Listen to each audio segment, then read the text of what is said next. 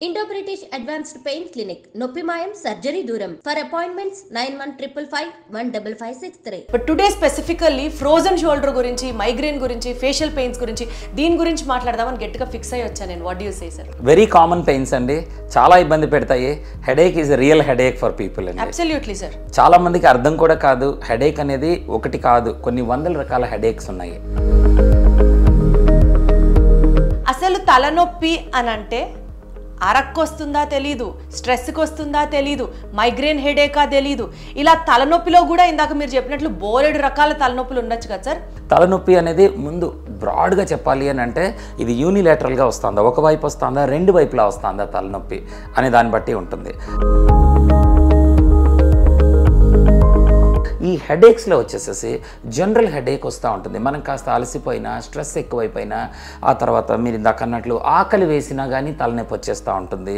ఇట్లా అరక్కపోయినా తలనొప్పి రావటము, కాన్స్టిపేషన్ చాలా కామన్గా వచ్చేస్తూ ఉంటుంది. ఏ హెడేక్ అయినా ఆరా ఉంటుంది అంటున్నారా? Migraine headache has that symptom అంటున్నారు. మైగ్రేన్ హెడేక్స్ లో కూడా కొన్ని హెడేక్స్ కి మాత్రమే ఆరా అనేది ఉంటుంది. అంటే వాట్ డస్ దట్ రాబోయే స్టాండ్ ఫర్? ఈ ఆరా అనేది ఏంటంటే ఆ మైగ్రేన్ రాబోయే ముందు ప్రిమానిటరీ సిమ్టమ్స్ కొన్ని ఉంటాయి. అసలు ఈ ఫేషియల్ పెయిన్స్ అంటే ఏంటి sir? One part of the face will get affected or how does it resemble like? Facial pains అనేవి ముఖంలో వచ్చే నొప్పులండి. ఇవి ఒకవైపు కానీ రెండు పక్కల కానీ నొప్పులు వచ్చేస్తాయి. ఈ నొప్పులు చాలా స్పెసిఫిక్గా. హలో ఎవ్రీబడి, అందరికీ నమస్కారం. Welcome to the special episode. నొప్పి ఎవరికి ఉండదండి? తలనొప్పి అయినా, కాలు నొప్పి అయినా, కడుపు నొప్పి అయినా ఆ నొప్పేగా అని తీసి పడేసే వాళ్ళకి నాకు ఒక్కటే పాయింట్ అడగాలనిపిస్తుంది. ఆ నొప్పి భరించే వాడికి తెలుస్తుంది ఆ నొప్పి ఎంత కష్టంగా ఉందో. ఆ నొప్పి నుంచి బయటికి రావాలంటే ఏం చేస్తే బయటకు వస్తాము ఆ ఫీలింగ్ ఉంటుంది చూసారా? ఎస్పెషల్లీ నొప్పి బాగా ఇబ్బంది పెడుతున్నప్పుడు ఆ నొప్పి తగ్గించిన వాడు ఎవరైనా కనిపిస్తే దేవుడు అని రెండు చేతులు ఇట్లా పెట్టి నమస్కారం చేయాలనిపిస్తుంది. Because that pain is so painful. కాబట్టి పెయిన్ పెయిన్ పెయిన్ అని ఇంత ఇంట్రొడక్షన్ ఇస్తున్నాను, ఇంతకీ నేను ఎక్కడున్నానో మీకు చెప్పలేదు కదా. ఆ నొప్పిని నొప్పి లేకుండా నయం చేసే ఒక దేవుడి దగ్గరికి వచ్చాను. సో ప్రస్తుతానికి నేను Indo British advanced pain clinic దగ్గరున్నాను. And I have with me the founder and pain physician doctor Vijay Bhaskar Bandigatla garu. Sir నమస్తే. నమస్తే దీప్తి గారు, ఎలా ఉన్నారు సార్? All good, fine. నొప్పిని నొప్పి లేకుండా తీసేస్తున్నారని విన్నాము. Glad that I've got connected to you today. Very nice to see you. I dream ప్రేక్షకులకు కూడా అందరికీ నమస్తే అండి. సార్ బేసికల్గా ఈ నొప్పి అని మాట్లాడుకుంటే సార్ ఏ నొప్పి గురించి మాట్లాడాలి అన్నది చాలాసేపు ఆలోచించాను. బట్ మోస్ట్ ఇంపార్టెంట్లీ చాలా ఇంటర్వ్యూస్ మీరు ఇచ్చారు, జనాల్ని చాలా అవేర్నెస్ కల్పించారు, చాలా ఎడ్యుకేట్ చేస్తున్నారు. But today specifically frozen shoulder గురించి, మైగ్రేన్ గురించి, ఫేషియల్ పెయిన్స్ గురించి, దీని గురించి మాట్లాడదామని గట్టిగా ఫిక్స్ అయ్యి వచ్చాను నేను. What do you say sir? తప్పకుండా. వెరీ కామన్ పెయిన్స్ అండి, చాలా ఇబ్బంది పెడతాయి. Headache is real headache for people అండి. Absolutely sir. చాలా మందికి అర్థం కూడా కాదు, హెడేక్ అనేది ఒకటి కాదు, కొన్ని వందల రకాల హెడేక్స్ ఉన్నాయి.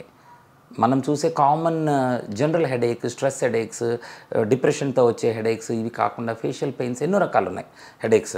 So it's a subject on its own. చాలా జాగ్రత్తగా మనము ఐడెంటిఫై చేసి ట్రీట్ చేయాల్సిన అవసరం ఉంటుంది. It's a good topic. One by one నేను చెప్పిన ఈ టాపిక్స్, ఈ కైండ్స్ ఆఫ్ పెయిన్స్లో మీరు హెడేక్ ఎక్కువ ఫోకస్ చేస్తున్నారు కాబట్టి let us started with that only.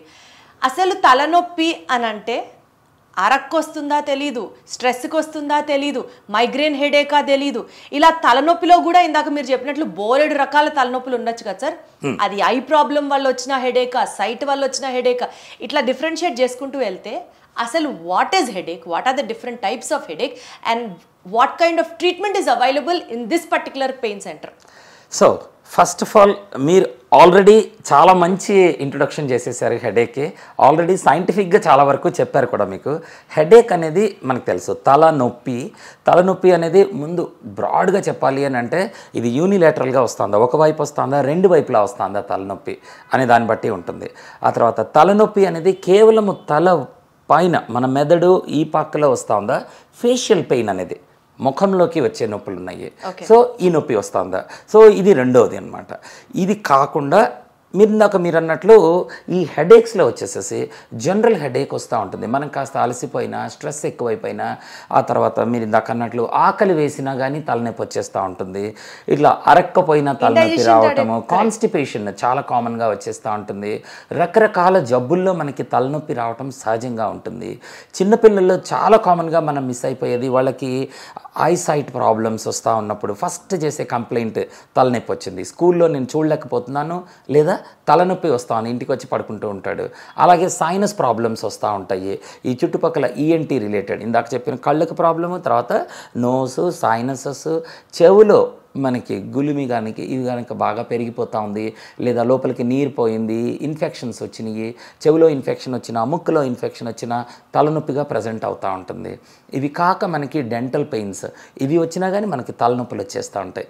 ఇలా రకరకాల కారణాల ద్వారా మనకు వచ్చేస్తూ ఉంటుంది. కొంతమంది పిల్లల్లో టాన్సిల్స్ వచ్చినప్పుడు తలనొప్పి చెప్తూ ఉంటారు. ఇవన్నీ అయిపోయిన తర్వాత ఇంకా ఎన్నో రకాల తలనొప్పులు ఉంటాయి. మైగ్రెయిన్ హెడేక్స్ అనేది ఒక కంప్లీట్ డిఫరెంట్ గ్రూప్ అన్నమాట. అది ఈ మైగ్రెయిన్ యూనిలాటరల్గా ఎక్కువ శాతం మందికి వస్తూ ఉంటాయి. ఎక్కువ మందికి ఒక పక్కన తలనొప్పి రావటం అనేది, అందులో మళ్ళీ ఆరా అనేది ఉంటుంది. అది రాబోయే ముందు మనకి తెలుస్తూ ఉందా, తెలియట్లేదా, అది ఎన్ని గంటల ముందు మనకి అది ఒక ఇండికేషన్, సంకేతాలు పంపిస్తూ ఉంది మనకి. ఇది మైగ్రెయిన్ హెడేక్స్. సో వీటిల్లో మళ్ళీ చాలా కారణాలు. ఏ హెడేక్ అయినా ఆరా ఉంటుంది అంటున్నారా? Migraine headache has that symptom అంటున్నారు. మైగ్రెయిన్ హెడేక్స్లో కూడా కొన్ని హెడేక్స్కి మాత్రమే ఆరా అనేది ఉంటుంది. అది రాబోయే ఈ ఆరా అనేది ఏంటంటే, ఆ మైగ్రెయిన్ రాబోయే ముందు ప్రిమానిటరీ సిమ్టమ్స్ కొన్ని ఉంటాయి. ఆ సిమ్టమ్స్ అనేది మనకు తెలుస్తూ ఉంటుంది. ఓ ఇవాళ నేనేదో తిన్నాను, ఆ తినిన దాని మూలన నాకు మైగ్రెయిన్ వచ్చే అవకాశం ఉంది.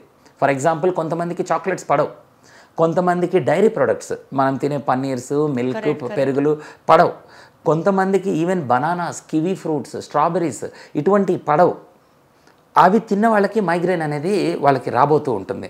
ఈ చాక్లెట్స్ అది వాళ్ళు తిన్న తర్వాత నాకు ఇవాళ తలనొప్పి వస్తుందేమో అని ఒక ఫీలింగ్, వాళ్ళకి నోట్లో వామిటింగ్ సెన్సేషన్స్, కొద్దిగా చేదుగా తెలియటము, ఆ కళ్ళు తిరుగుతున్నట్లు, కంటి ముందు పొరలు అలాగా తెరలు పారుతున్నట్లు, కొద్దిగా నల్లగా బెలూన్స్ అలా వెళ్తున్నట్లు బుడగల్లాగా అలా కనిపిస్తూ ఉంటుంది వాళ్ళకి.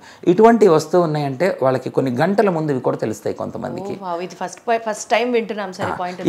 ఇవి కనుక చాలా జాగ్రత్తగా వాళ్ళు కనుక్కోగలిగితే కనుక వాళ్ళు ఆ టైంకి ఆ మైగ్రెయిన్ పేషెంట్ ఎక్కడ ఉన్నా సరే వాళ్ళ ఇంటికి వెళ్ళిపోవాలని ప్రయత్నం చేస్తారు. ఏ పనులన్నీ మానేసుకొని ఇంటికి వెళ్ళి కూర్చుంటారు. ఇప్పటిదాకా మీరు ఇలాంటి పాయింట్స్ గమనించకపోతే ఇప్పటి నుంచి ఫోకస్ చేసి ఈ లక్షణాలన్నీ మీరు గమనించుకొని ఆ టైం కల్లా పనిని కంప్లీట్గా వైండప్ చేసుకొని స్టాప్ చేసుకొని ఇంటికి వచ్చి రెస్ట్ తీసుకోవడం అలవాటు చేసుకోండి. మైగ్రెయిన్ ఉన్న పేషెంట్స్ గురించి చెప్తూ ఉంటే కనుక వీళ్ళకి చాలామందికి లైట్ పడదు, లైట్ చూడగానే చాలా ఇబ్బంది పడిపోతారు, ఎండలోకి వెళ్ళలేరు, వాళ్ళకి హెడేక్స్ పెరిగిపోతూ ఉంటాయి.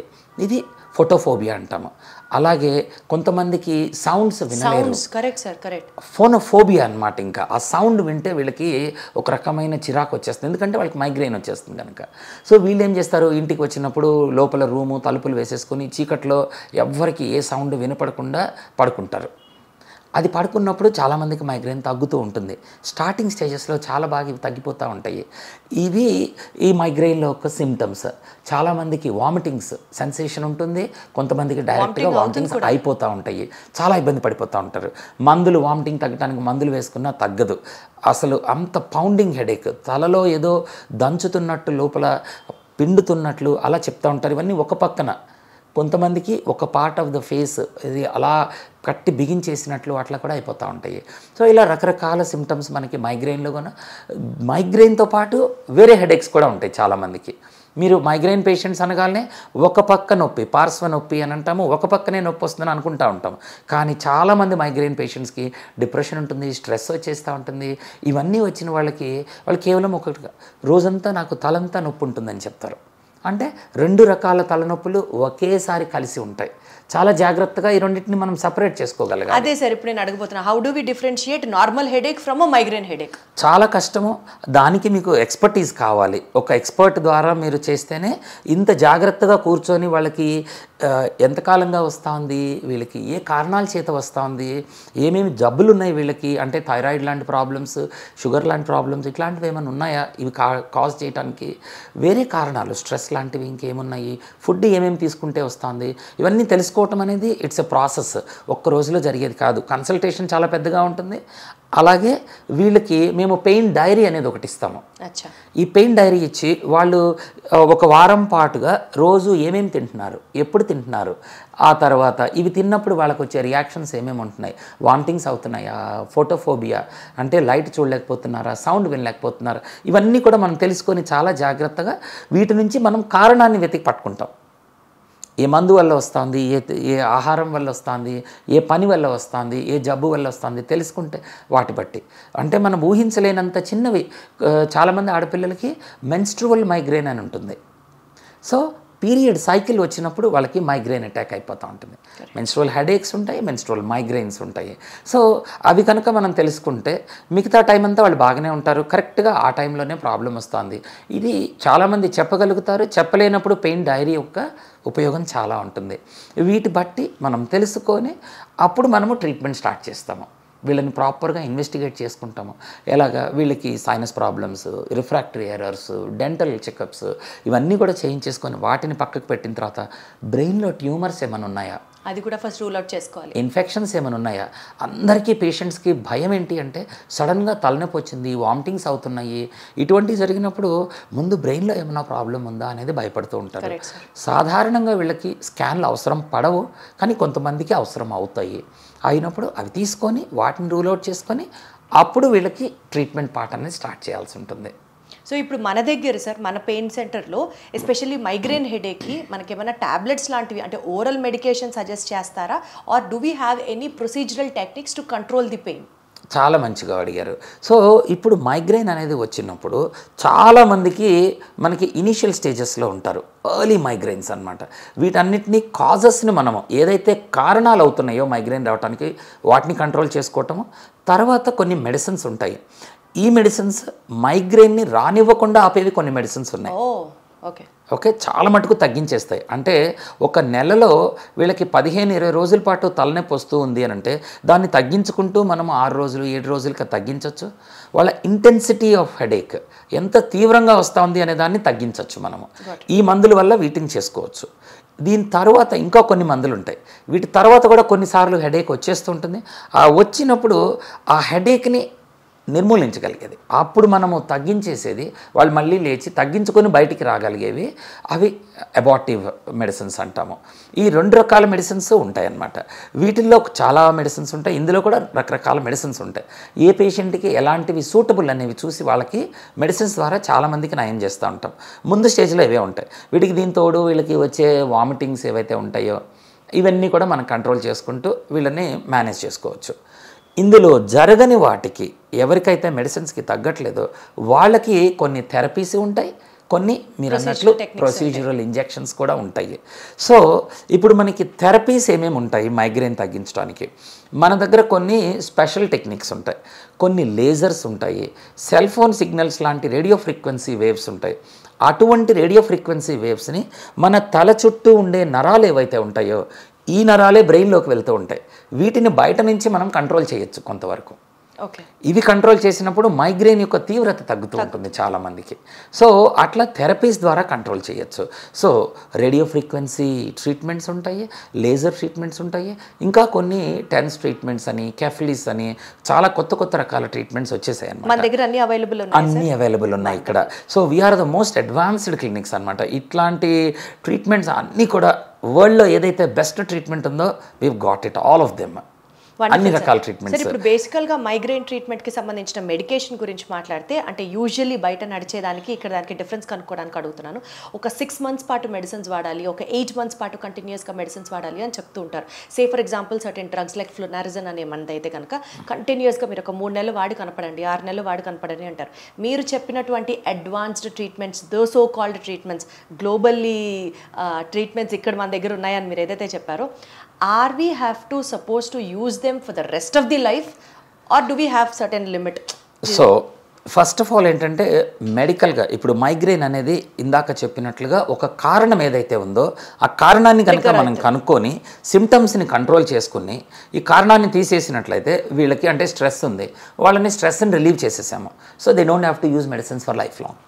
అయిపోయింది. స్ట్రెస్ అది ఇండివిజువల్ ఫ్యాక్టర్ గా sir. How do we relieve stress? అంటే once you start understanding work related stress ఉంది, ఆ వర్క్ని చేంజ్ చేసుకోవటం కానీ ఆ వర్క్ని మనము చక్కగా అర్థం చేసుకొని మనం స్ట్రెస్ని తీసేయగలిగాం అనుకోండి, సో స్ట్రెస్ ఈజ్ రిలీవ్డ్.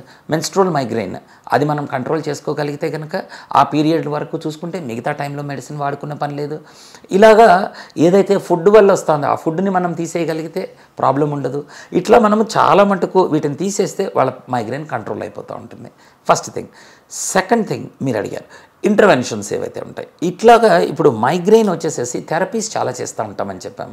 ఈ థెరపీస్ వల్ల మనం కంట్రోల్ చేసుకోగలిగితే మెడిసిన్స్ని తగ్గించేసుకుంటాము, పేషెంట్కి ఆ థెరపీ ఇచ్చేస్తాము. సో వాళ్ళు వచ్చి థెరపీ చేసేసుకొని అది ఎంతకాలం అయితే తగ్గితే, చాలామంది కొన్ని నెలలు తగ్గిపోతాయి, కొంతమందికి మళ్ళీ రిపీటెడ్గా వస్తుందంటే థెరపీ చేసుకోవటం, మందులు లేకుండా మేనేజ్ చేసేసుకోవచ్చు. సో అట్లా చేసుకో అంటే రఫ్గా థెరపీ లైఫ్ ఎంతవరకు ఉండొచ్చు? యూజువల్గా వచ్చేసేసి ఇలాంటి థెరపీస్ 5-6 సిట్టింగ్స్ అవి చేసుకుంటే కనుక కొన్ని నెలలు అంటే మనకి 3 to 6 months దాకా అలాగా పనిచేసేస్తూ ఉంటాయి. ఆ తర్వాత వాళ్ళ కనుక నొప్పి వస్తూ ఉంది అని అంటే మళ్ళీ రిపీట్ చేసుకోవచ్చు. చాలా మటుకు ఎట్లా ఉంటుందంటే మనం పెయిన్ సైకిల్ని బ్రేక్ చేసామనుకోండి, అంటే నొప్పి అలా నిరంతరంగా వెళ్ళిపోతూ ఉండేదాన్ని మనము ఒక కంప్యూటర్ సిస్టమ్ని షట్ డౌన్ చేసినట్లు షట్ డౌన్ చేసేసి రీబూట్ చేస్తున్నాం. మనం రీబూట్ చేస్తే చాలామందికి కంట్రోల్ అవుతాయి. ఈ థెరపీ కూడా ఎంత కాలంలో ఒకటి తీసుకోవాలి? అది యూజువల్గా 2 daysకి ఒకసారి అలాగా చేస్తూ ఉంటాము. అలా ఒక 5 days 6 days చేసిన తర్వాత కొంత మెడిసిన్స్ తోటి వాళ్ళు కంట్రోల్ అయిపోయింది అనుకోండి, మళ్ళీ ఏం చెయ్యము ఇంకా దానికి. సో అట్లా. సో ఇవి కూడా తగ్గని వాళ్ళు కొంతమంది ఉంటారు. కొంతమంది పేషెంట్స్ రిఫ్రాక్టరీ మైగ్రెయిన్ అంటాము, అండ్ వీళ్ళు క్రానిక్గా కూడా ఉంటారు. ఈ క్రానిక్ రిఫ్రాక్టరీ మైగ్రెయిన్స్ ఏవైతే ఉంటాయో ఇటువంటి వాళ్ళకి కొన్ని ఇంజెక్షన్స్ చేస్తాము. అందులో ప్రధానంగా చెప్పుకునేది బొటాక్స్. ఇది బొటాక్స్ అనేది ఒక కెమికల్, బాట్యులినం టాక్సిన్ అనేది ఒక బ్యాక్టీరియా నుంచి దాని ఎక్స్ట్రాక్ట్ చేసిన మెడిసిన్. చాలామంది వాడుతూ ఉంటారు. ఈ రింకిల్స్ ఇవన్నీ కూడా తగ్గడానికి ఈ మధ్య హీరోలు హీరోయిన్లు చాలామంది స్టార్లు అందరూ మార్కెట్లో బొటాక్స్ అనేది తెలియని వాళ్ళు ఎవరు ఉండరు. ఎగ్జాక్ట్లీ. సో ఇది యాక్చువల్గా చెప్పాలి అని అంటే ఈ బొటాక్స్ ట్రీట్మెంట్ని మేము బ్యూటీ మార్కెట్ నుంచే తీసుకోవడం జరిగింది. ఎవరైతే ఈ యంగ్ పీపుల్ ఎవరైతే ఉంటారో యూఎస్లో వాళ్ళకి బొటాక్స్ హీరోయిన్కి అందరికీ ఇచ్చినప్పుడు వాళ్ళందరూ చెప్పింది ఏంటి అని అంటే బొటాక్స్ వల్ల మా అందం ఇంప్రూవ్ అవటం తర్వాత కానీ ఎంతో కాలంగా ఉన్న మైగ్రెయిన్ ఇంప్రూవ్ అయిపోయిందని చెప్పటం. సో దాట్ ఈజ్ హౌ ఈ బొటాక్స్ అనేది మైగ్రెయిన్కి ట్రీట్మెంట్ కింద అప్పుడు రీసెర్చ్ చేసి దాని ఎఫెక్ట్ని కనుక్కోవడం జరిగింది. Wonderful sir. ఓకే. సో ఇవన్నీ కూడా తప్పులేం కాదు, అన్నీ పనికొస్తాయి వీటిల్లో. ఇప్పుడు మీరు చేసిన బొటాక్స్ ఏవైతే గ్లామర్ కోసం వాడారో అది ట్రీట్మెంట్ కింద తర్వాత వచ్చేసింది. అయితే పనిచేసే విధానం వేరు. బొటాక్స్ అనేది మామూలుగా ఇప్పుడు మనకి రింకిల్స్ పోవాలి అని అంటే ఇక్కడ ఉండే ఈ రింకిల్స్ ఏవైతే పడుతూ ఉంటాయో ఈ మసిల్ రిలాక్స్ అయిపోవటానికి బొటాక్స్ ఇస్తూ ఉంటాం, అప్పుడు రింకిల్స్ వదిలేస్తాయి. కానీ ఇక్కడ చేసేది ఏం జరుగుతుంది, ఇక్కడ మనం ఉండే స్కిన్కి కింద మన నొప్పిని తెలియజేసే నరాలన్నీ ఉంటాయి, మనకి చర్మం కింద ఎక్కడున్నా ఉంటాయి. సో ఎక్కడైతే నొప్పి ఉందో ఆ చర్మం కిందకి కొద్దిగా బొటాక్స్ ఇచ్చుకుంటూ పోతే అవి కూడా నరాలు ఎక్కడైతే ఎక్కువ ఉంటాయి అంటే కణతల దగ్గర, మనకు తెలుసు కణతల దగ్గర ఇక్కడ మనం ఇక్కడ రుద్దుతూ ఉంటాము, తల మీద రుద్దుతూ ఉంటాము, వెనకాల నొక్కుంటూ ఉంటాము. ఇటువంటి ప్లేసుల్లో ఎక్కడైతే ప్రాబ్లం ఉందో ఆ స్పెసిఫిక్ నరాల ఉండే ప్లేసుల దగ్గరికి వెళ్ళి ఈ మందుని కొద్ది మోతాదుల్లో సన్న నీడిల్తోటి ఇంజెక్షన్ చేస్తాం. మనకు తెలియని కూడా తెలియదు, అంత సన్నటి నీడిల్స్ ఉంటాయి. వాటి ద్వారా ఇంజెక్షన్ చేసేస్తే వాళ్ళకి అది నిదానంగా 1 వారం రోజుల దాకా టైం పట్టచ్చు, 4 నుంచి వారం రోజుల దాకా నిదానంగా నరాల వెంబడి వెళ్ళిపోయి బ్రెయిన్లోకి వెళ్ళి నొప్పి ఇచ్చే ప్లేస్ దగ్గరికి వెళ్ళి అక్కడ పనిచేస్తాయి. అవి చాలా బాగా పనిచేస్తాయి. సో బొటాక్స్ అందరికీ పనిచేయదు, ఎక్స్ట్రీమ్ పెయిన్ ఉన్న వాళ్ళకే అని చెప్పారు. అందులో కూడాను మనం ఒక 10 మందికి ఇస్తే అందులో ఒక సగం మందికో 10లో 7గురికో పనిచేస్తుంది, మిగతా 3గురికి పని చేయదు. సో రెస్పాండర్స్ అని అంటాము, నాన్ రెస్పాండర్స్ అని అంటాం బొటాక్స్లో. సో ఎవరైతే రెస్పాన్స్ వచ్చిందో వాళ్ళకి రిపీటెడ్గా చేసుకుంటూ వెళ్ళొచ్చు. ఇందాక మీరు ఎన్నాళ్ళు అన్నారు, ఇది సాధారణంగా ఒక 3 నుంచి 6 నెలల మధ్యలో మనిషికి బట్టి వ్యత్యాసం ఉంటుంది, అంతవరకు నొప్పి తగ్గిపోతుంది. మళ్ళీ మధ్యలో పెద్దగా మందులు వాడాల్సిన పని ఏమి ఉండదు, వాళ్ళు రెస్పాండర్స్. పలానా వాళ్ళకే ఇది బొటాక్స్ పనిచేస్తుంది, పలానా వాళ్ళు వేసుకోకూడదు, ఈ ఏజ్ గ్రూప్ దాటితే పనిచేస్తుంది, ఈ ఏజ్ గ్రూప్ లోపు నాట్ సజెస్టెడ్, అట్లేమన్నా ఉన్నాయి? అలా ఏమీ లేదు, ఎవరికైనా ఇవ్వచ్చు. బాగా ఓల్డ్ పీపుల్కి ఇస్తాము, యంగ్ పీపుల్కి ఇస్తాము. మైగ్రేన్ ఒక్కటే కాదు, రకరకాల నరాల నొప్పులకి చాలా మటుకు ఇవి వాడుతూ ఉన్నాము. అక్కడ తల మీద ఒక్కటే కాదు, బాడీ మీద ఎక్కడ మీకు అలాంటి నొప్పులు వచ్చినా కానీ ఈ మైగ్రేన్ వాడటం అనేది చాలా బాగా జరుగుతుంది, మంచి రిజల్ట్స్ వస్తూ ఉన్నాయి. సో ఎలాంటి సైడ్ ఎఫెక్ట్స్ ఉండవంటారా సార్? సైడ్ ఎఫెక్ట్స్ అంటే మీరు ఎక్సెసివ్ డోసెస్ ఇచ్చినప్పుడు, ఆ తర్వాత ఇది ఒక ప్రోటీన్, ఫారెన్ ప్రోటీన్ లోపలికి ఇచ్చినప్పుడు కొంతమందిలో వీళ్ళకి ప్రోటీన్ రిజెక్షన్ రియాక్షన్స్ వచ్చే ఛాన్స్ ఉంటుంది. సో అది కూడా మనం రిపీటెడ్గా కొన్ని సంవత్సరాల పాటు వాడుతున్నప్పుడు కొద్ది మందికి రావటంలో కూడా ఒకళ్ళిద్దరికి చూసాము, కొద్దిగా రియాక్షన్ రావచ్చు ఒక్కోసారి. బట్ యూజువల్గా అంత స్టేజ్ వచ్చినప్పుడు ఈలోపు మనం వేరే ట్రీట్మెంట్ కనుక్కుంటాం. ఇందులో కొత్త రకాల ట్రీట్మెంట్లు ఇంకా చాలా ఉంటాయి, ఇంజెక్షన్స్ రూపంలో చాలా ఇంకా కూడా చేస్తూ ఉంటాము. ఇది ఒక సింపుల్ ట్రీట్మెంట్ బొటాక్స్ కూడా కుదరని వాళ్ళకి ఇంకా ఫర్దర్ ట్రీట్మెంట్స్ చేస్తూ ఉంటాము. సో అవి ఇప్పుడు నేను ఇందాక చెప్పినట్లు ఈ మైగ్రేన్ ఇచ్చే నరాలు ఏవైతే ఉంటాయో మన తల చుట్టూ, వాటిని మనం ఐడెంటిఫై చేసి అక్కడ మనం బ్లాక్స్ చేయొచ్చు. అక్కడికి లోపలికి సూది లోపలికి పెట్టి కరెంట్ పంపించవచ్చు. ఈ లోపల చర్మం కిందే కొద్దిగా సూది లోపలికి పెట్టగానే అక్కడి నుంచి మన సెల్ ఫోన్ సిగ్నల్స్ లాంటి కరెంట్లు పంపించి లోపల బ్రెయిన్ని మనం మార్పులు చేయొచ్చు. ఇటువంటివి చేస్తూ ఉంటాము. ఆ తర్వాత ఇవి కూడా తగ్గని వాళ్ళకి ఇంకా పైన కొన్ని బ్లాక్స్, ఇంకా కొన్ని అడ్వాన్స్డ్ బ్లాక్స్ చేస్తాం. స్పినోపాలటైన్ బ్లాక్స్ అని, ట్రైజెమినల్ బ్లాక్స్ అని, ఇలా రకరకాల ఈ ముఖానికి వచ్చే నరాలు ఏవైతే ఉంటాయో వాటిని టార్గెట్గా చేసుకొని ట్రీట్మెంట్స్ చేస్తాం. ఇవన్నీ కుదరకపోతే బ్రెయిన్ని టార్గెట్ చేసుకొని కొన్ని ట్రీట్మెంట్స్ చేస్తాము. పేస్ మేకర్ లాంటి కొన్ని డివైజెస్ ఉంటాయి.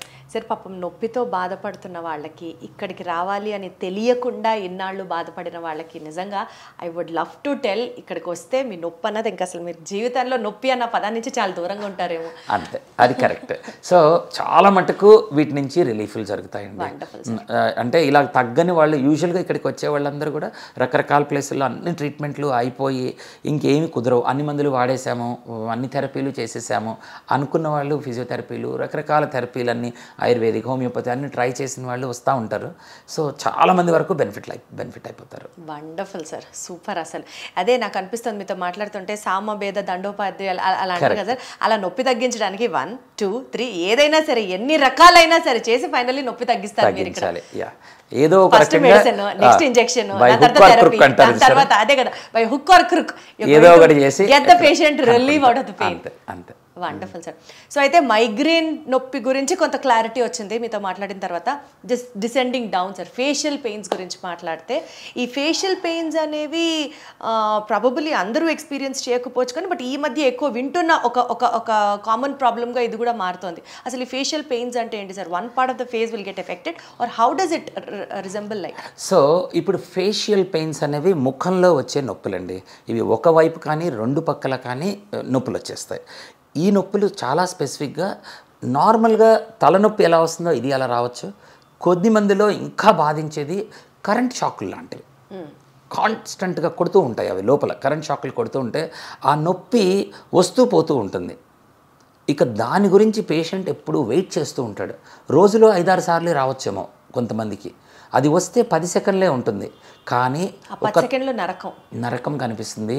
ఇక దాని గురించి అది ఎప్పుడు వస్తుందా అని వీళ్ళు రోజంతా వెయిట్ చేస్తూ ఉంటాడు పేషెంట్. ఎప్పుడు వస్తుందా ఆ భయంతో కొట్టుకుంటూ ఉంటాడు. సో అటువంటి భయంకరమైన నొప్పులు ఇవి సాధారణంగా కారణం తెలియనివి ఉంటాయి. కొంతమందికి కొన్ని జబ్బుల్లో ఇది పార్ట్గా వస్తూ ఉంటుంది. ఒక ఉదాహరణకి తీసుకుంటే మనకి మల్టిపుల్ స్క్లెరోసిస్ అని ఒక జబ్బు ఉంటుంది. ఈ మల్టిపుల్ స్క్లెరోసిస్లో మన నరాలు ఏవైతే ఉంటాయో బ్రెయిన్లో కానీ మిగతా చోట్ల ఆ నరాలు డ్యామేజ్ అయిపోతాయి. ఆ డ్యామేజ్ అయిన నరం ఎప్పుడైతే ఉందో మనకందరికీ తెలుసు, మనకి చేతికి ఒక చిన్న దెబ్బ తగిలితేనే కరెంట్ షాక్. కరెక్ట్.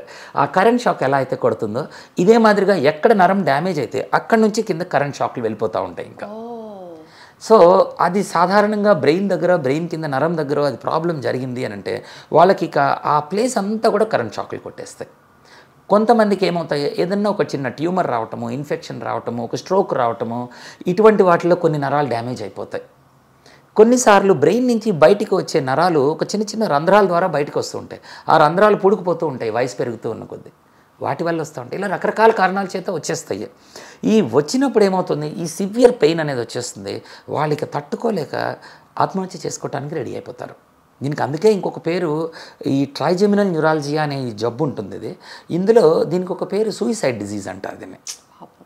ఇంకంటే వాళ్ళు బయట వెళ్తారు, మెడిసిన్స్కి పెడతారు, కొంతకాలం తగ్గుతాయి, ఒక్కోసారి తగ్గకపోతే ఇంకా వాళ్ళకి బయట ఇంకే రకమైన 4-5 రకాల మెడిసిన్స్ వాడేసిన తర్వాత ఇంకేం లేవు, మీరు ఎలాగోలా తగ్గించుకోవాలని. కానీ ఇదంతా it's all in your brain. ఎంత మీరు ఊరికినే దీన్ని ఊహించుకుంటున్నారు, మాకేం కనపట్టలేదంటారు. నొప్పి బయటికి కనపడదు.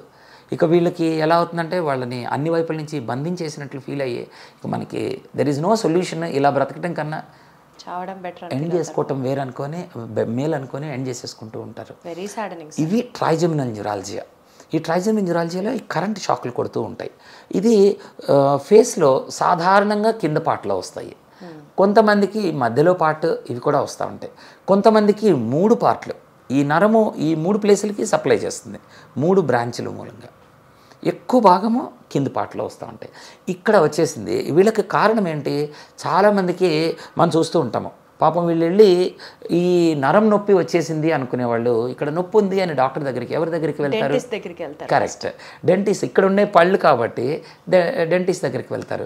వాళ్ళు పాపం లోపలికి వెతికితే ఏ చిన్న పిప్పి పన్ను ఎక్కడో ఒకటి కనిపిస్తుంది, దీనివల్ల మీ నొప్పి అంతా వచ్చింది అని చెప్పి పన్ను పీకించేసుకుంటారు. 1 కాదు 2, 3, 4 పళ్ళు పీకించుకుంటారు.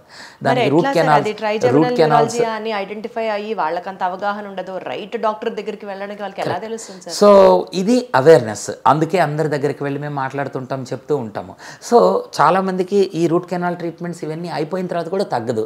లేదా కొంతమందికి మామూలుగా పిప్పి పన్ను ఉంటే అంతకుముందు లేకపోయినా ట్రీట్మెంట్ చేసిన తర్వాత ఈ కింద నరం ఉంటుంది కదా, ఆ నరాన్ని వీళ్ళు డ్రిల్ చేసినప్పుడు నొప్పి పట్టేస్తుంది. ఒక్కసారి నరం డ్యామేజ్ అయితే మనం ఇందాక అనుకున్నట్లుగా తగిలితే కరెంట్ షాక్ వెళ్తున్నట్లు డ్రిల్ చేసి అక్కడ ఆ ప్లేస్లో మీరు మెటల్ కానీ లేకపోతే ఇంప్లాంట్ కానీ పెట్టేసిన తర్వాత కాన్స్టెంట్ ఇరిటేషన్, ఇక వీళ్ళకి కాన్స్టెంట్గా పెయిన్ వచ్చేస్తూ ఉంటుంది వీళ్ళకి. ఇది ట్రైజెమినల్ న్యూరాలజియా. కామన్ V3 అంటాము కింద. కొంతమందికి మధ్యలోది కూడా వస్తుంది, పై పళ్ళ నుంచి వచ్చింది కానీ సైనస్ల వల్ల కానీ కారణాల చేత. అంటే వాళ్ళకి వాస్తవానికి పన్ను ప్రాబ్లం ఏమి ఉండదు, చాలా మందికి ఉండదు. కొంతమందికి పన్ను ప్రాబ్లంకి ట్రీట్మెంట్ చేస్తూ నరం దెబ్బతింటుంది, లేదా ఇన్ఫెక్షన్ వల్ల నరం దెబ్బతినచ్చు. మనం జ్ఞానదంతం లాగేసేటప్పుడు దాని లోపల కూడా నరం ఉంటుంది, దంతం లాగేసేటప్పుడు నరం కట్ అయిపోతుంది, దానివల్ల ట్రిగ్గర్ అవ్వచ్చు, షార్ట్ సర్క్యూట్ అయినట్లు మనం. అంటే వాస్తవానికి ఇప్పుడు మీరు వాడిన ఈ టర్మ్ ట్రైజెమినల్ న్యూరాలజియా కి dentist is not the right person to cure trigeminal neuralgia అంటారా? కాదు, dentist is not the right person. అయితే డెంటల్ కాజ్ ఏమైనా ఉంటే అంతవరకు కాజ్ తీయగలరు. బట్ న్యూరాలజియా ట్రీట్మెంట్ని ఇనీషియల్గా చాలామంది న్యూరాలజిస్టుల దగ్గరికి వెళ్తూ ఉంటారు, నరాల ప్రాబ్లం కాబట్టి న్యూరాలజిస్ట్ దగ్గరికి వెళ్తారు. సో వాళ్ళు మందులతోటి కొంత ట్రీట్ చేస్తారు. ఇది జరగని రోజున మందులు ఒక స్టేజ్ దాటుతాయి. డోసులు మనము చిన్న డోసు నుంచి కార్బమాజపిన్ అనే మందు వాడుతూ ఉంటాం, అందులో రకరకాల కొత్త మందులు ఉన్నాయి. ఇవి మందులు వాడినప్పుడు తక్కువ డోసుల్లో వాడుతూ ఉంటాము. ఇది డోస్ పెరిగే కొద్దీ ఏమవుతాయి, ఈ మందులకి చాలా సైడ్ ఎఫెక్ట్స్ ఉంటాయి. మన బ్లడ్లో ఇవి తయారీ అనేది ఆగిపోతూ ఉంటుంది. ఎప్లాస్టిక్ ఎనీమియాస్ లాంటివి, జింజువల్ ప్రాబ్లమ్స్, ఇవన్నీ పళ్ళల్లో బ్లీడింగ్ అయిపోవటము, ఇటువంటివన్నీ జరిగిపోతూ ఉంటాయి మనకి. సో ఇది చాలా జాగ్రత్తగా మనం కాపాడుకోవాలి. ఇది వచ్చినప్పుడు ఎప్పుడైతే మనకి న్యూరాలజిస్ట్ ద్వారా పని జరగట్లేదు, we'll go to the next level. అప్పుడు మా దగ్గరికి వస్తూ ఉంటారు. వచ్చినప్పుడు వీళ్ళని ఇన్వెస్టిగేట్ చేసి బ్రెయిన్ లోపల వాస్కులర్ కాన్ఫ్లిక్ట్ అంటాం. న్యూరోవాస్కులర్ కాన్ఫ్లిక్ట్ అంటే ఈ ట్రైజెమినల్ నరానికి బ్లడ్ వెసల్ తాకుతా ఉంది అని అంటే అదొక ప్రాబ్లము. ఇటువంటి స్కాన్లు చేసి స్పెషల్ ట్రైజెమినల్ ప్రోటోకాల్ అంటాము, ఆ MRI స్కాన్ చేసి తెలుసుకొని నెక్స్ట్ ట్రీట్మెంట్ ప్లాన్ చేస్తాము. చాలా సింపుల్గా అయిపోతాయి ఈ ట్రీట్మెంట్ చేయగలిగితే కనుక. మన దగ్గర పేషెంట్ వచ్చినప్పుడు వీళ్ళకి ఈ లోపల నరం ఏదైతే బ్రెయిన్ కింద నుంచి బయటికి వస్తూ ఉంటుందో ఆ నరాన్ని పట్టుకొని దానికి ట్రీట్మెంట్ చేస్తే వీళ్ళకి చాలా మంచిగా రిలీఫ్ ఇన్స్టెంట్గా వచ్చేస్తుంది వీళ్ళకి. అంటే మనకి ఎట్లా తెలుస్తుంది సార్ ఏ నరం బ్రెయిన్ కింద నుంచి ఆ పర్టికులర్ ఆర్గన్కి వెళ్తుంది అన్నది? Do we have that specific technology available? ఉన్నది. సో ఫస్ట్ అసలు పేషెంట్ చెప్పేదాన్ని బట్టే వాళ్ళు ఎక్కడ చెప్తున్నారు. ఇప్పుడు ఈ కింద పాటలో దవడ పాటలో చెప్పారనుకోండి, ఇది V3. ఈ మధ్యలో పాటలో వస్తుంది V2, ఈ పైన వస్తుంది V1, 1, 2, 3. ఈ 3 ఒక్క నరంలోకే పార్ట్ అనమాట. ఒక నరం 3 బ్రాంచ్లు అయింది. ఏది జరిగింది తెలుసుకొని దాని దగ్గరికి మనము నీడిల్ పంపించి ట్రీట్మెంట్ అక్కడ చేసేస్తే అంతవరకు మొద్దుబారిపోతుంది. దానితోటి జబ్బు చాలా మటుకు నయమైపోతుంది. 80%, 90% ఇంకా పైన కూడా బెటర్ అయిపోతారు. వీళ్ళల్లో నుంచి. సో ఇది ఎప్పుడైతే తగ్గిపోతుందో నో మెడిసిన్ కానీ మినిమల్ మెడిసిన్తో కానీ వాళ్ళు లైఫ్ లీడ్ చేసేసుకోవచ్చు. తర్వాత ఇదంతా కూడా ప్రొసీజర్ చేయడానికి ఒక 1/2 అవర్ టు 45 మినిట్స్ పడుతుంది ఆపరేషన్ థియేటర్లో. కొద్దిగా ఒక్కోసారి సెడేషన్ కూడా ఇవ్వాల్సి వస్తుంది. ఇచ్చిన తర్వాత ప్రొసీజర్ అయిపోయిన తర్వాత బయటకు వస్తారు, ఇంటికి వెళ్ళిపోతారు. ఈ ప్రొసీజర్ అయిపోయిన తర్వాత వాళ్ళకి ఎప్పటి నుంచి రికవర్ అయిపోవచ్చు, అంటే నొప్పి ఎప్పటి నుంచి ఉండదు? సేమ్ డే నుంచి ఉండదు చాలామందికి, కొంతమందికి ఒక 4-5 డేస్. మనం నీడిల్ పెట్టిన నొప్పులు అవి ఉంటాయి కాబట్టి ఒక 4-5 రోజుల్లో.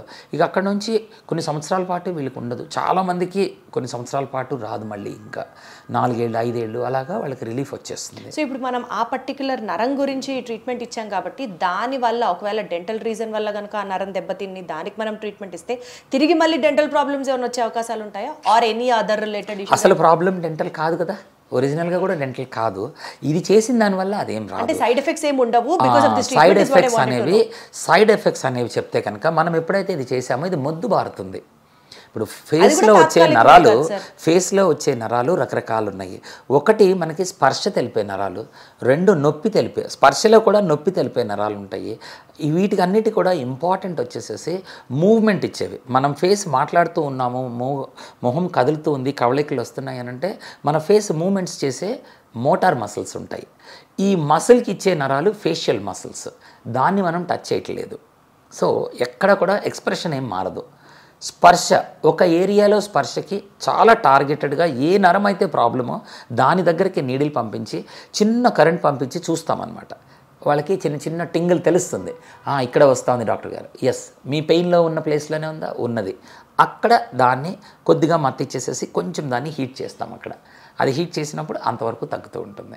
అది అసలు very targeted treatments, exact precision treatments అన్నమాట ఇవన్నీ. సో ఆన్ టేబుల్ పేషెంట్ మేల్కొని మాతోటి మాట్లాడుతూనే ఉంటారు. ఇది చేసేటప్పుడు నీడిల్ పెట్టిన తర్వాత సేఫ్టీ సెక్యూరిటీ ఇంకా ఏం ఉండదు. ఇంకా సో చక్కగా మనకు కళ్ళ ముందు నీడిల్ పెట్టిన తర్వాత ఒకవేళ సెడేషన్ ఇచ్చి నిద్రపుచ్చినా ఆపేస్తాము, లేచి కూర్చుంటారు, చిన్న కరెంట్ పంపిస్తే చెప్తారు ఇక్కడే వస్తుంది లేదా ఇక్కడే వస్తుంది, కరెక్ట్గా చెప్తారు ఆ ప్లేస్లోనే, అక్కడికి వెళ్తా ఉంది, ఎస్ ట్రీట్మెంట్ డన్. అదే అయిపోయిన తర్వాత మళ్ళీ సెడేషన్ చేసి ట్రీట్మెంట్ చేసేసి మళ్ళీ లేపుతాము, తీసుకొచ్చి ఇంటికి వెళ్ళిపోతారు. సో ఇది వెరీ యంగ్ పేషెంట్స్లో కొంతమందిలో వస్తూ ఉంటుంది, బట్ వెరీ ఓల్డ్ పేషెంట్స్లో బాగా వస్తూ ఉంటాయి. అందరికీ ఈ ట్రీట్మెంట్ పనికి వస్తుంది అనమాట. సో ఇది ట్రైజెమినల్ న్యూరాలజియా. ఇందులో మళ్ళీ వేరే రకం ఉంది. ఇంకా ఈ ఫేషియల్ పెయిన్స్ అని అడిగారు, ఇందులో 2వ రకం ఏంటంటే కనిపిస్తాయి ఇవి, ఆటోనామిక్ కెఫాలజియాస్ అంటారు. ట్రైజెమినల్ ఆటోనామిక్ కెఫాలజియా అంటే ఇందులో ఇందులో చాలా రకాలు ఉన్నాయి, మళ్ళీ కూడాను చెప్తాను. ఈ పరిస్థితి ఏంటంటే ముఖంలో వాపు వచ్చేస్తుంది వీళ్ళకి, వేడిగా ఎర్రగా రక్త ప్రసరణ చిమ్మినట్లు వచ్చేస్తుంది ఫేస్ అంతా, కంట్లో నుంచి నీరు, ముక్కులో నుంచి నీరు కారిపోతూ ఉంటాయి వీళ్ళకి. సో వాళ్ళ ముఖం చూస్తే ఒక కంట్లో నుంచి నీరు కారిపోతూ ఉంటుంది, ఒక ముక్కులో నుంచి నీరు కారిపోతూ ఉంటుంది, ఇలా జరుగుతూ ఉన్నాయి. వీళ్ళకి ఆటోనామిక్ కెఫాలజియా, ముక్కు దిబ్బడేసింది, ముక్కు పనిచేయట్లేదు ఒక పక్కన, అలాగే కంప్లైంట్స్ చెప్తూ ఉంటారు. ఇటువంటి వాళ్ళకి వేరే రకం ట్రీట్మెంట్స్ ఉంటాయన్నమాట. సో వీళ్ళని ఐడెంటిఫై చేసి ఏ రకమైన హెడేక్ ఉన్నది, ఆ హెడేక్లో ఫేషియల్ పెయిన్ ఉన్న వాళ్ళు ఎవరు, అందులో ఏ రకమైన ఫేషియల్ పెయిన్ ఉన్నది, దానికి టార్గెటెడ్ ట్రీట్మెంట్స్ చేస్తూ ఉంటాము. ఇవి చేసినప్పుడు ఇంత స్పెసిఫిక్గా మనం చూసుకొని చేస్తే చాలా మంచి రిజల్ట్స్ వస్తాయి వీళ్ళకి. Wonderful sir. ఎక్కడెక్కడో తిరిగి అలిసిపోయి ఇంకా నొప్పితోనే భరించాలి అని అనుకునే వాళ్ళకి ఒక రే ఆఫ్ హోప్ లాగా నాకు విజయభాస్కర్ గారు కనిపిస్తున్నారు ఇప్పుడు. Super sir, wonderful. Glad that ఇన్ని రకాల ట్రీట్మెంట్స్ మనకి ఇక్కడ మన సెంటర్లో అవైలబుల్గా ఉన్నాయన్నది జనాలకు చెప్పడం అనేది. ఇంకా యాక్చువల్గా ఇందులో ఇవి కూడా తగ్గని వాళ్ళకి ఇంకా కూడా ట్రీట్మెంట్స్ ఉన్నాయి. నా రీసెర్చ్ అంతా అందులోనే ఉంటుంది. దీన్ని న్యూరోమాడ్యులేషన్ అని అంటాము. న్యూరోమాడ్యులేషన్ అనేది ఏంటి అని అంటే మన నరాల పనితనాన్ని మనము బయట నుంచి లేదా లోపల నుంచి మార్చచ్చు. అంటే మనకందరికీ తెలిసింది కాలు నొప్పి వచ్చింది, మసాజ్ చేస్తారు, అమ్మ వచ్చి కాళ్ళు నొక్కితే మనకి కాళ్ళు నొప్పులు తగ్గుతాయి. మనం గొడవ చేస్తే అమ్మకి తలనొప్పి వస్తే తలకి గుడ్డ కట్టుకుంటే గట్టిగా తలనొప్పి తగ్గుతుంది, ఒక పూట గుడ్డ కట్టుకుంటే కదా. ఇది మనం చూస్తూ ఉంటాం. అంటే ఏంటి, ఇక్కడ మనం చెప్పుకున్న నరాలు ఏవైతే ఉన్నాయో వీటిని మనం యాక్టివేట్ చేసినట్లయితే ఆ నొప్పిని మనం కంట్రోల్ చేయొచ్చు. ఎప్పుడైతే ప్రెషర్ ఇచ్చామో పెయిన్ అనేది తగ్గుతుంది. ఈ ప్రెషర్కి పెయిన్కి చాలా దగ్గరే యాక్చువల్గా అవినాభావ సంబంధం అంటాము. ఒకదాన్ని పెంచితే రెండో తగ్గుతుంది. ప్రెషర్ని పెంచాము, గుడ్డ కట్టి ప్రెషర్ పెంచాము, నొప్పి తగ్గుతూ ఉంటుంది. ఈ ప్రిన్సిపల్ని వాడుకొని రకరకాల ట్రీట్మెంట్స్ చేస్తూ ఉంటాము. సో అటువంటివి కొన్ని ట్రీట్మెంట్స్ లోపలికి కొన్ని ఎలక్ట్రోడ్స్ పెట్టేసేసి మెడ దగ్గర కానీ ఇక్కడ కానీ ఫేస్లోకి మనం ట్రైజెమినల్లో కూడా కొన్ని ఫేస్లోకి ఎలక్ట్రోడ్స్ పెట్టి వాటిని స్టిమ్యులేట్ చేస్తే ఇక దేనికి తగ్గ నొప్పులు దానికి కూడా తగ్గే అవకాశం ఉంటుంది. సో దీన్ని న్యూరోమాడ్యులేషన్ టెక్నిక్స్ అని అంటాము. ఇవి చాలా రిఫ్రాక్టరీ ఎక్కడ తగ్గని కేసులకి అవి కూడా చేస్తూ ఉంటాము. ఇది నా రీసెర్చ్ అంతా కూడా లండన్లో నేను చేసిన రీసెర్చ్ వీటి మీద ఉంటుంది అన్నమాట. Wonderful sir, wonderful, super. అసలు glad that we got connected today.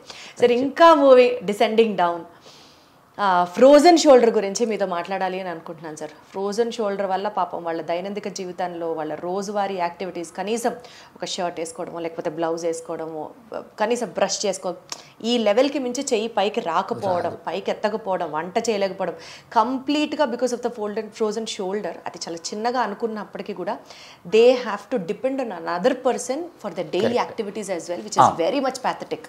అవును. సో ఫ్రోజన్ షోల్డర్ అనేది చాలా కామన్గా వస్తూ ఉంటుందండి. ఈ ప్రాబ్లం అనేది చాలామందిలో చూస్తూ ఉంటాం. ఆడవాళ్ళు కానీ మగవాళ్ళు కానీ దాదాపు 35-40 ఏళ్ల వయసు నుంచి 80-90 ఏళ్ల వయసుల వరకు కూడా ఈ ఫ్రోజన్ షోల్డర్ చూస్తూ ఉంటాము. ఈ ఫ్రోజన్ షోల్డర్ అంటే ఏంటి? మొదటగా మన భుజం ఏదైతే ఉంటుందో ఇది బాడీలో అత్యంత మూవ్మెంట్ ఇవ్వగలిగే ఒక జాయింట్ అన్నమాట. సో మనము ముందు నుంచి పైదాకా, పక్క నుంచి పైదాకా, వెనక్కి, లోపలికి, బయటకి అన్ని రకాల మూమెంట్స్ ఇవ్వగలిగే రేంజ్ ఆఫ్ మోషన్ మన భుజానికి ఉంది. ఇటువంటి జాయింట్ మన శరీరంలో ఇంకొకటి లేదు. అది చేయటం కోసము దీని డిజైన్ ఎలా ఉంటుంది అని అంటే మనకి ఒక చిన్న మూవ్మెంట్ ఉంటుంది. ఫర్ ఎగ్జాంపుల్ ఇట్లా మనం చూసామనుకోండి, ఇదే మన భుజం అన్నమాట. ఇలా భుజం చూస్తే కనుక లోపల ఇక్కడ ఒక చిన్న సపోర్ట్, బోన్ సపోర్ట్ ఉంటుంది. దాని బయట ఈ బోన్ అనేది పట్టుకొని ఉంటుంది. ఇది చాలా చిన్న దాని మీద ఇది బేస్ అయి ఉంటుంది అనమాట. ఈ బేస్ అయి ఉండటం మూలన అన్ని రకాల మూమెంట్స్ మనము భుజంతో కదిలించగలుగుతున్నాము. కరెక్ట్ సార్, అందుకనే it is called as ball and socket joint అంటారు. Ball and socket. అయితే సాకెట్ అంటే ఏంటి? ఒక మంచి సపోర్ట్ ఉండాలి. ఇందులో మన భుజానికి మన చెయ్యి ఇంత పైకి లేపి లోపలికి తిప్పాలి అన్ని వైపులకి అంటే కంప్లీట్ సాకెట్ ఉండదు, చాలా చిన్నదే ఉంటుంది.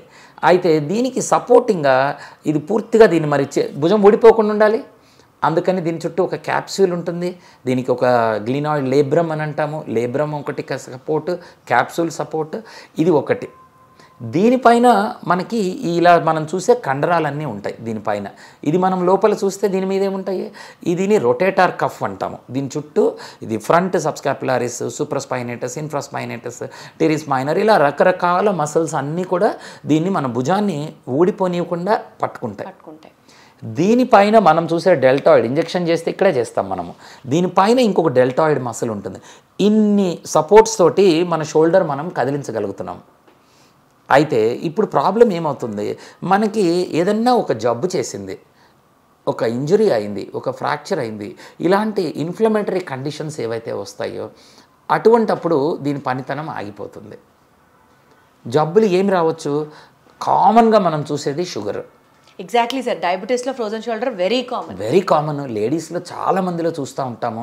పాపం ఎంత ఇబ్బంది పడుతూ ఉంటారంటే ఈ డయాబెటీస్ ఉన్నవాళ్ళు, థైరాయిడ్ ప్రాబ్లమ్స్ ఉన్నవాళ్ళు, ఇవాళ రేపట్లో పార్కిన్సన్ పేషెంట్స్, స్ట్రోక్ వచ్చిన వాళ్ళు, షోల్డర్కి కుర్రవాళ్ళకి ఇంజురీస్ అయిన తర్వాత, ఫ్రాక్చర్స్ అయిన తర్వాత వీళ్ళు కొంతకాలం చెయ్యి కదలకుండా పెడితే బిగుసుకుపోతుంది, తర్వాత కదలదు, లోపలంతా ఫ్రీజ్ అయిపోతుంది. దీన్ని ఫ్రోజన్ షోల్డర్ అని అంటూ ఉంటాము. సో ఇప్పుడు ఇది వచ్చినప్పుడు ఏమవుతుంది? ఇది ఫేజెస్లో అది ఇవాల్వ్ అవుతూ ఉంటుంది జబ్బు. ఫస్ట్ స్టేజ్ ఏమవుతుంది? మీకు కొంత పెయిన్ తెలుస్తూ ఉంటుంది, అబ్బా చెయ్యి కదిలించినప్పుడే కొంత నొప్పి వస్తుంది అని. తర్వాత ఇది ఫ్రీజింగ్ స్టేజ్లోకి వెళ్ళిపోతుంది, అంటే చెయ్యి పూర్తిగా మనం కదిలించలేకపోతున్నాము. కరెక్ట్. అది అయిపోయిన తర్వాత నొప్పి, ఈ ఫ్రీజింగ్ స్టేజ్ ఏదైతే ఉందో అది దాటి నొప్పి కొంత కంట్రోల్ అయిన తర్వాత కూడా ఇక చెయ్యి బిగుసుకుపోతుంది. వీళ్ళు ఇంక రాత్రి దాని మీద పడుకోలేరు, ఇబ్బంది అయిపోతూ ఉంటుంది. అయితే కొంతకాలానికి నొప్పి తగ్గిపోతుంది, కానీ చెయ్యి కదలదు, ఇంకా బిగుసుకుపోతుంది. ఇది తర్వాత ఈ స్టేజ్ దాదాపు చాలామందికి 6 నెలల నుంచి 2 ఏళ్ళ దాకా వెళ్ళిపోతుంది. దీన్ని ట్రీట్ చేయకుండా ఉంటే ఏమవుతుంది? వదిలేస్తే ఒక 2 ఏళ్లకి ఇది విడిపోవచ్చు, కానీ ఈలోపు చెయ్యి అంతా వీక్ అయిపోయి మనకి తర్వాత పెద్దగా పనికి రాకుండా అయిపోవచ్చు. సో వెంటనే ట్రీట్మెంట్ చేయటం అనేది చాలా అవసరము. దీనికి చేస్తే ఏమవుతుంది? జాయింట్ రిలీజ్ అయితే ఒకటి వాళ్ళకి నొప్పి ఉండదు, రాత్రి ప్రశాంతంగా నిద్రపోగలుగుతారు. జాయింట్ వీక్ అయిపోకుండా, షోల్డర్ మసిల్ వీక్ అయిపోకుండా మనం ఆపచ్చు. అన్నిటికీ మించి క్వాలిటీ ఆఫ్ లైఫ్, ఒక మనిషి జీవితంలో మనము 6 నెలల నుంచి 2 ఏళ్ళు పోతా ఉంది ఇది ఒక దానివల్ల అంటే చాలా ఇబ్బంది ఉంటుంది. దీన్ని చాలా తేలిగ్గా మనం సార్ట్అవుట్ చేసుకోవచ్చు. దీన్ని చాలా తేలిగ్గా సార్ట్అవుట్ చేసుకోవచ్చు. ఎంత షుగర్ ఉన్న వాళ్ళకు కూడా, మనకి 200, 300 షుగర్లు ఉన్న వాళ్ళకు కూడా చాలా సింపుల్ సులువైన ట్రీట్మెంట్స్ తోటి దీన్ని ఇంప్రూవ్ చేయొచ్చు. సో బేసికల్గా సార్ ఈ పర్టికులర్ ట్రీట్మెంట్ అన్నారు కాబట్టి అడగాలనిపిస్తుంది, ఫ్రోజన్ షోల్డర్కి ఫిజియోథెరపీ హెల్ప్ అవుతుందా సార్? తప్పకుండా. ఫిజియోథెరపీ ఇందాక నేను చెప్పినట్లుగా ఇది చాలా ఎర్లీ స్టేజెస్లో ఉన్నప్పుడు, ఎర్లీ స్టేజెస్ ఆఫ్ ఈ ఫ్రోజన్ షోల్డర్లు పెరి ఆర్థరైటిస్ షోల్డర్ అంటాం దీన్ని. ఈ పెరి ఆర్థరైటిస్ షోల్డర్లో ఏమవుతుంది, ఈ చుట్టూ ఉండే క్యాప్సూల్ ఏదైతే ఉందో జాయింట్ చుట్టూ ఒక సన్నటి సంచిలాగా పట్టుకొని ఉంటుంది. ఈ సంచి ఇన్ఫ్లేమ్ అవుతుంది. ఇన్ఫ్లేమ్ అవటం అంటే వాపు వచ్చినట్లు. ఈ మన షుగర్ వల్ల కానీ లేక థైరాయిడ్ వల్ల కానీ ఇది పట్టేసేసి టైట్ అయిపోతూ ఉంటుంది. కదిలిస్తే నొప్పి వస్తూ ఉంటుంది. ఇటువంటి పరిస్థితుల్లో కొంత దానికి వెయిట్ వేసి మనం కొద్దిగా కదిలిస్తే అది జాయింట్ కదలిక ఇంప్రూవ్ అవుతుంది. సో అంత ఎర్లీ స్టేజెస్లో కొంత పెయిన్ కిల్లర్స్ వేసుకొని షోల్డర్ కదిలించగలిగితే కనుక చేసుకోవటం బెటరు. అది జరగకుండా ఇది 3 నెలలు దాటుతూ ఉంది, కొంత ఇబ్బంది పెట్టేస్తూ ఉంది అని అంటే లోపల కేవలము సంచి పట్టడమే కాదు, లోపల జాయింట్ కూడా అతుక్కుపోతున్నాయి లోపల. ఎప్పుడైతే ఈ షోల్డర్ బోన్ వచ్చేసి క్యాప్సూల్ లోపల అంటుకుపోతా ఉందో ఇది అతికిన తర్వాత ఇంకా దానంతా అది కదలదు. బలవంతంగా మనం లాగితే నొప్పి వచ్చేస్తూ ఉంటుంది, చాలా నొప్పి ఉంటుంది వాళ్ళకి. అది ఇప్పుడు బలవంతంగా లాగితే ఎంత ప్రాబ్లం అవ్వచ్చు అని అంటే ఇప్పుడు మనం ఫ్రాక్చర్ అయిపోవచ్చు. ఇది సర్జికల్ నెక్ అంటాం దీన్ని. ఇక్కడ దీనికి గట్టిగా మనం లాగితే ఇక్కడ విరిగిపోవచ్చు ఇది. సో చాలా జాగ్రత్తగా ఇది మనకి జాయింట్ లోపల, బట్ గట్టిగా లాగితే ఇది బిగుసుకుపోయింది, ఇక్కడ విరిగిపోవచ్చు. అది కాక పెద్దవాళ్ళ బోన్స్ 50-60 ఏళ్ళు దాటిన తర్వాత పెళిసెక్కిపోతాయి, బోన్స్ మెత్తబడిపోతాయి. అవి గట్టిగా లాగితే మనకంటే చాలా తేలిగ్గా విరిగిపోతాయి అవి. సో చాలా జాగ్రత్తగా ఉండాలి. సో దీనికి చాలా జాగ్రత్తగా ట్రీట్మెంట్ చేస్తాం వీళ్ళని.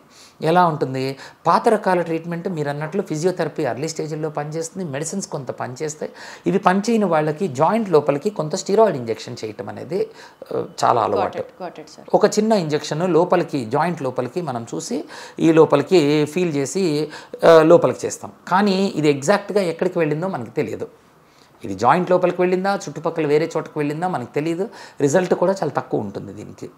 అయితే ఇప్పుడు చేస్తూ ఉంది ఏంటి, చాలా అడ్వాన్స్డ్గా ఇందులోకి హైడ్రోడైలటేషన్ అనేది చేస్తాము. లోపలికి జాయింట్ లోపలికి ఒక సూది వేసి ఆ సూదిని ఎక్స్రే ద్వారా చూసుకొని చాలా జాగ్రత్తగా లోపలికి పంపించి లోపలికి ఫ్లూయిడ్ ఇంజెక్ట్ చేస్తే స్లోగా ఇందాక మనం అనుకున్నట్లు బిగుసుకుపోయిన క్యాప్సూల్ని నిదానంగా బెలూన్ లాగా ఇన్ఫ్లేట్ చేసుకొని అప్పుడు దీన్ని కదిలించడం జరుగుతుంది. ఇది ఎప్పుడైతే జరిగిందో పేషెంట్కి ఇది ఓపెన్ అయిన తర్వాత వాళ్ళకి మంచి రిలీఫ్ వస్తుంది వీళ్ళకి. ఇది చాలా మంచి ట్రీట్మెంట్ అవుతుంది. అండ్ సక్సెస్ రేట్ వచ్చేసి 80-90% పైన సక్సెస్ రేట్ వచ్చేస్తుంది. స్పాట్ అప్పటికప్పుడు మనం చేసిన తర్వాత పేషెంట్ ఆన్ టేబుల్ వాళ్ళు రిలీవ్ అయిపోతారు. ఆన్ టేబుల్ అప్పటికప్పుడు రిలీవ్ అయిపోతారు.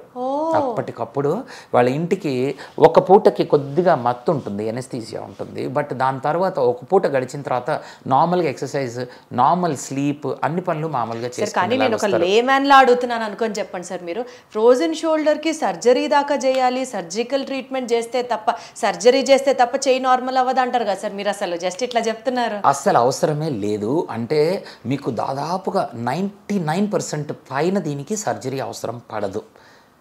చాలామంది అంటే మేము ఇవి పని చేయని కేసుల్లో కూడా ఒక్కొక్కసారి సర్జన్స్ తోటి మాట్లాడినప్పుడు కూడా ఎన్నో సంవత్సరాల్లో వాళ్ళు ఒక్కసారి కూడా ఈ సర్జరీ చేసుండ్రు, చేసినా కానీ వాళ్ళు చెప్పేది సక్సెస్ రేట్ చాలా తక్కువ ఉంటుంది అన్నట్లు. సర్జరీ అంటే ఏం చేయాలి, ఇప్పుడు ఏదైతే మన క్యాప్సూల్ పట్టేసిందో లోపలికి ఒక స్కోప్ వేసి లోపల రిలాక్స్ చేయటం అంటే కట్ చేసి తీసేయాలి దాన్ని. అది కట్ చేసి తీస్తే మళ్ళీ వస్తుందా, మళ్ళీ టైట్ అవుతుందా, మనకి దీని మీద కంట్రోల్ ఉండదు. సో వీలైనంత వరకు సర్జరీ లేకుండా ఇవి మేనేజ్ అయిపోతాయి. ఒక్కొక్కసారి సింగిల్ సిట్టింగ్లో అవ్వకపోతే రెండోసారి కూడా చేస్తూ ఉంటాము. చాలా మందికి రెస్పాండ్ మళ్ళీ ఒక 5 monthsకో 6 monthsకో మళ్ళీ ఫ్రోజన్ షోల్డర్ వచ్చే అవకాశం ఉందా ఇట్లా ట్రీట్మెంట్ ఇచ్చిన తర్వాత? అరుదుగా ఉంటుంది, ఎక్కువ శాతం మందికి రాదు. ఇంకా చాలా మందికి రాదు. ఆల్మోస్ట్ 80-90%లో రికవర్ అవ్వదు. ఇప్పుడు మీరు చూసుకున్నట్లయితే మెజారిటీ ఇది వచ్చే పేషెంట్స్ మీకు వెరీ ఓల్డ్ పేషెంట్స్ ఉంటారు. వాళ్ళకి చాలామందికి అసలు సర్జరీకి వాళ్ళు సూటబులే కారు. సో అది పాసిబిలిటీనే ఉండదు. ఇది ఒక్కటే ట్రీట్మెంట్ పాసిబిలిటీ అవుతాయి. సో ఇది గనక మీరు ప్రాపర్గా చేయగలిగితే, దీనికి ఒక ఎక్స్పర్టీస్ కావాలి. మామూలుగా మత్తు ఇచ్చేసేసి లోపలికి ఇంజెక్షన్ చేసి చేసేస్తే చాలా సార్లు ఫెయిల్ అవుతూ ఉంటాయి ఇవి. దీనికి ఒక పద్ధతిలో చేసుకుంటే కనుక చాలా మంచి రిజల్ట్స్ వస్తాయి దీనికి. చాలాసార్లు ఇది చేసిన తర్వాత కూడా ఫెయిల్ అయిన తర్వాత మేము చేస్తూ ఉంటాం దీనికి. ఆ పద్ధతిలో చేసినప్పుడు దానికి రిజల్ట్స్ రావటం, లేదా మేము ఒకసారి చేసినప్పుడు ఫెయిల్ అయిందంటే రెండోసారి చేసినప్పుడు బాగా రిజల్ట్స్ వస్తాయి. అంటే ఒకసారి చేసినప్పుడు కొంత ఎక్స్పాండ్ అవుతుంది, ఇంకోసారి చేసినప్పుడు ఇంకొంచెం చేసుకుంటే బాగా results. Finally number of sittings మీద ఆ పెయిన్ సెకండ్ యూజువల్గా 2 సిట్టింగ్స్ తోటి అయిపోతూ ఉంటాయి. సో అట్లాగా ఈ ఫ్రోజన్ షోల్డర్ని చేసుకోవచ్చు. చాలామందికి ఏంటంటే నేను ఇందాక ఫ్రోజన్ షోల్డర్లో చెప్పినట్లు దీనికి కారణాలు కేవలం ఈ షుగరు, థైరాయిడ్, ఈ యాక్సిడెంట్స్ ఇవి కాకుండా ఇంజురీస్ అయినప్పుడు మీకు లోపల ఉండే కొన్ని మసిల్స్ కూడా డ్యామేజ్ అయిపోతూ ఉంటాయి. షోల్డర్లో ఉండే ఇప్పుడు ఈ మసిల్స్ డ్యామేజ్ అవుతూ ఉంటాయి. ఇవే మన చెయ్యిని పైకి లేపే మసిల్, ముందుకు లేపే మసిల్, ఎటు కదిలితే అటు మసిల్ పనిచేస్తే అటు మూమెంట్ కదులుతుంది. ఇవి డ్యామేజ్ అవుతున్నాయి అనుకోండి, మనకి ఆటోమేటిక్గా పెయిన్ వచ్చేస్తూ ఉంటుంది, కదలనివ్వదు చెయ్యి. సో ఫ్రోజన్ షోల్డర్ లోపల ఎంత ట్రీట్మెంట్ ఇంపార్టెంటో ఈ బయట రొటేటర్ కఫ్ ఏదైతే ఉందో ఈ మసిల్ని ట్రీట్ చేసుకోవటం కూడా అంత ఇంపార్టెంట్ అవుతూ ఉంటుంది. దీన్ని నెక్స్ట్ అవసరం పడినప్పుడు దీన్ని ఫాలో అప్ చేస్తాం. వాళ్ళు ఆల్రెడీ రిలీవ్ అయిపోతే నో ప్రాబ్లం, అవ్వకపోతే దీనికి ఫాలో అప్ చేస్తాం అన్నమాట ట్రీట్మెంట్. Wonderful sir. నాకు ఒక్కటి మాత్రం క్లియర్గా అర్థమవుతుంది, ఏ నొప్పి అయినా, ఎలాంటి నొప్పి అయినా, ఎంత స్థాయిలో ఉన్న నొప్పి అయినా సరే ఇక్కడికి వచ్చారు అని అంటే మాత్రం 100% ఆ నొప్పి తగ్గించాకే మీరు ఫస్ట్ రిలాక్స్ అవుతారు పేషెంట్ కంటే ముందు అన్నది అర్థమవుతుంది. నిజంగా ఇవాళ మనం మాట్లాడుకున్న సబ్జెక్ట్ ఏదైతే ఉందో అంటే అది మైగ్రేన్ హెడేక్ కావచ్చు, లేకపోతే ఫేషియల్ పెయిన్స్ కావచ్చు, లేకపోతే ఫ్రోజన్ షోల్డర్ కావచ్చు, ఇవాళ ఈ 3 టాపిక్సే మాట్లాడామని కాదు, any pain you take it, the doctor is not going to take it for granted. ఎలా అయినా సరే ఆ పెయిన్ని తగ్గిస్తారు అన్నది మాత్రం నాకు అర్థమైంది సార్. డెఫినెట్లీ నెక్స్ట్ ఎపిసోడ్లో నెక్స్ట్ సెట్స్ ఆఫ్ పెయిన్స్ గురించి డీటెయిల్గా మాట్లాడుకుందాం.